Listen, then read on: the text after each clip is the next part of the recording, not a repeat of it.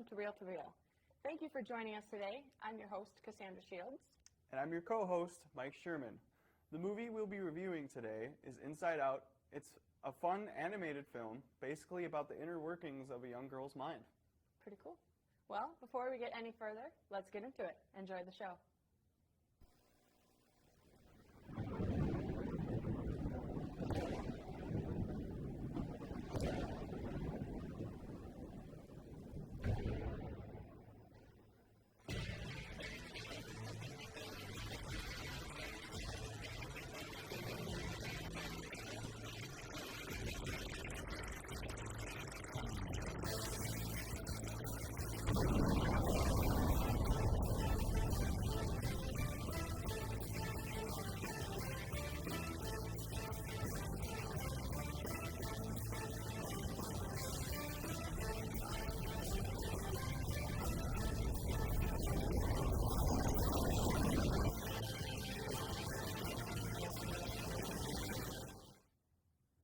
This movie was different than I was expecting. I thought it'd be a typical children's movie, but I think even many adults would find Inside Out to be interesting. It's about a young girl named Riley. She used to live in Minnesota. I know! Isn't that awesome? Minnesota represents! Oh, mean, sorry. It Go ahead. was cool, but not that cool, Mike. Anyway, Riley's family moves from Minnesota to San Francisco, California. As she tries adjusting to this difficult change, we get to see what's happening to her emotions, literally. We get to watch animated characters play as joy, my favorite, sadness, fear, anger, and disgust. Yeah, and they sure argue a lot. They're in a control room, and there's this board that controls Riley's emotions, but we'll tell you about that later. Pete Docter was the director, and Ronnie Del Carmen was the co-director. Inside Out stars Caitlin Diaz as the voice of Riley, the young girl, Amy Poehler as the voice of Joy, Phyllis Smith as the voice of Sadness, and Richard Kind as the voice of Bing Bong. Let's show you the trailer, and we'll be back to start the review afterwards. So, Riley, how was the first day of school? Fine, I guess. Did you guys pick up on that? Sure did. Something's wrong. Signal the husband. She's looking at us. What did she say? Oh, sorry, sir. No one was listening. Is it garbage night? We left the toilet seat up. What is it, woman? What? I'm Joy. This is sadness. That's anger. This is disgust. And that's fear. Fear of Riley's emotions. These are Riley's memories. They're mostly happy, you'll notice, not to brag. I remember maybe cold one. What happened? Sadness? She did something to the memory. Is everything okay? I don't know. Take it back, Joy. Me, Joy. No, please. The core memories.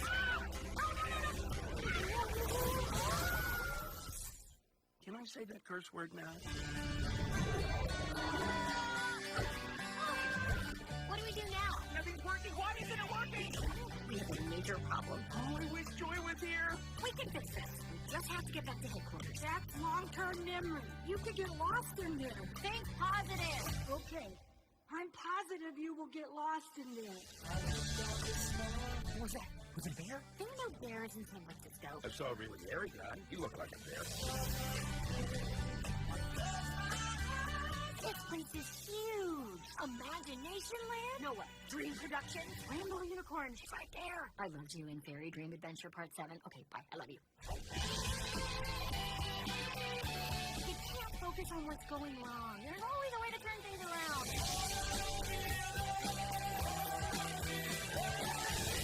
Sparkling! Congratulations, San Francisco. You've ruined pizza.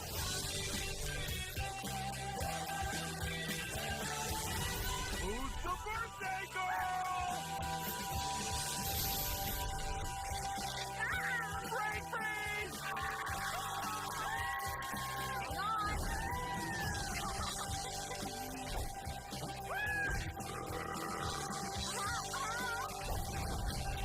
Riley, here we come! Inside Out is an original film. Their budget was $245 million. They made about $90 million on the opening weekend, and their total domestic gross income was $356 million. Worldwide, it grossed about 850 million. Wow, that's not bad. You know what? I'm going to share some fun facts about this movie that you may not have noticed. It reflects modern neurology. Take a look at this picture right here. As you can see, neuroscientists have stated that we have a certain set of emotions. However, they can't always agree on which ones. Some have said that we have about 27 different emotions, and Pixar actually planned to work their way up to that many. Crazy, right? 4 others that could have had large roles were pride, trust, logic, and surprise. And actually, they were going to use the 5 they had plus surprise, but they booted that one out because it had similar reactions to fear. How about this one? Did you know that Bill Hader, who plays Fear, got his role by basically crashing the studio? He even admitted he kind of stalked them. He acted like a huge fan and requested a tour just so he could meet the director, Pete Docter, and also meet the producer. So they cast him right, and immediately they used him to get Amy Poehler, who plays Joy, since they had working history together. Did you know that there's already going to be a short sequel coming? Yep. Writer Josh Cooley is directing a short film for the Blu-ray release of Inside Out. And he's also done Jack Jack Attack for The Incredibles and Bernie for WALL-E. Those didn't have a brand new event in them, but this one will. The title is Riley's First Date. Well, you know, I'm just having so much fun learning all these cool facts, but now it's time to take a short commercial break. We'll be back right after this.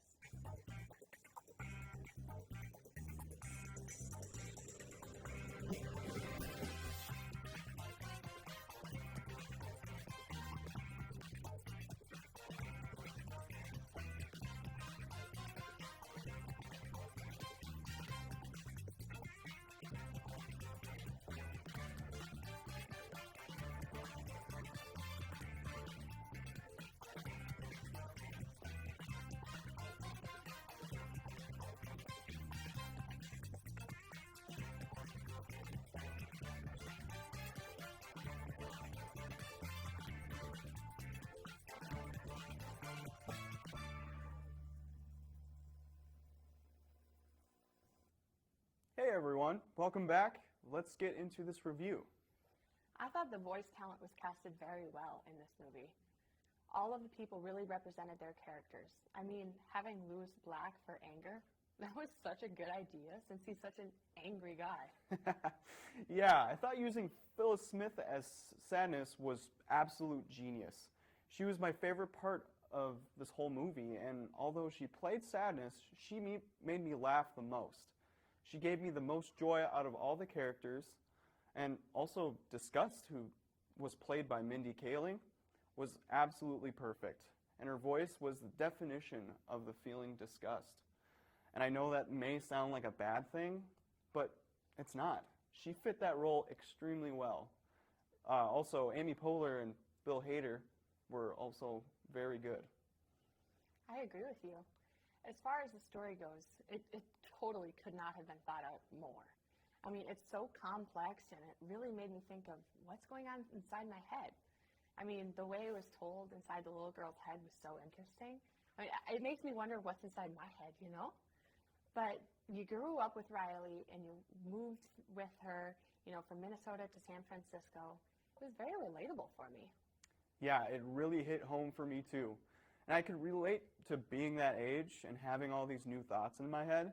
And Pete Docter just captured that in the animation with a great story, good character development, and excellent casting. You know, I think we should actually watch a clip now from that movie. Let's see it. There we go. All right, open. This looks new. Make it safe. What is that? Okay, caution. There is a dangerous smell, people. Hold on, what is that? This is Disgust. She basically keeps Riley from being poisoned, physically and socially. That is not brightly colored or shaped like a dinosaur. Hold on, guys. It's broccoli! Well, I just saved our lives. Yeah, you're welcome. Riley, if you don't eat your dinner, you're not going to get any dessert. Wait, did he just say we couldn't have dessert? That's anger. He cares very deeply about things being fake. So that's how you want to play it, old man? No dessert? Oh, sure. We'll eat our dinner right after you eat this.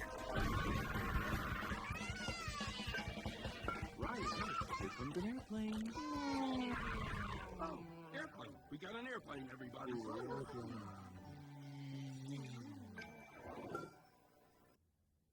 Wow. As you can see, no one likes broccoli, do they? That's not true. I like broccoli. Gross. Whatever. As you can see, I'm an adult and you're still a child. That really hurt me, Cassandra. Aww. Anyways, let's talk about the technical aspects of this film. I thought it was visually stunning. Really, I didn't like how the characters looked all fuzzy on the outside. I know it was on purpose, but it still looked incomplete. Really, I liked it. They're not real people, Cassandra. They can be fuzzy if they want to be. And I thought it helped me separate them from being actual people. I just thought it looked tacky, but everything else was stunning. I agree with you. All the different locations they were in were visually appealing and creative. Bright contrasting colors were used throughout, and it only got dark when it needed to be, like when sad scenes were happening. Yeah, I thought the entire look of the animation was very unique. The humans in it looked so real, and they had so much detail, it was almost scary. It was done really well, and overall, I didn't have any complaints about it. The sound was great too. I mean, music choices were perfectly selected for certain scenes, and sound effects were used constantly. One thing that did throw me off, though, was the pacing of the film, which I believe was the editor's fault. Yeah, it did get a little confusing towards the end, jumping from one scene to another scene extremely fast. But the pacing at the beginning of the film was also pretty fast, but overall it didn't hurt the film too much. So, how many reels would you give it? I'd say I'd give it a solid 5 out of 5 reels. It had my attention the whole way through, and it was appealing in every aspect. There just wasn't much wrong with it, and it had you happy in some scenes and bursting out in tears in other. Oh yeah, that's right. I can't mention Bing Bong in front of you, can I? No, but he was one of my favorite characters in this whole movie. He just being that special imaginary friend that was forgotten and then became one of the greatest supporting characters in the whole film. But how many reels would you give it, Cassandra? Well, I agree with you about Bing Bong, but I would say a 3 out of 5 reels. The pacing and the fuzziness around the characters really got to me.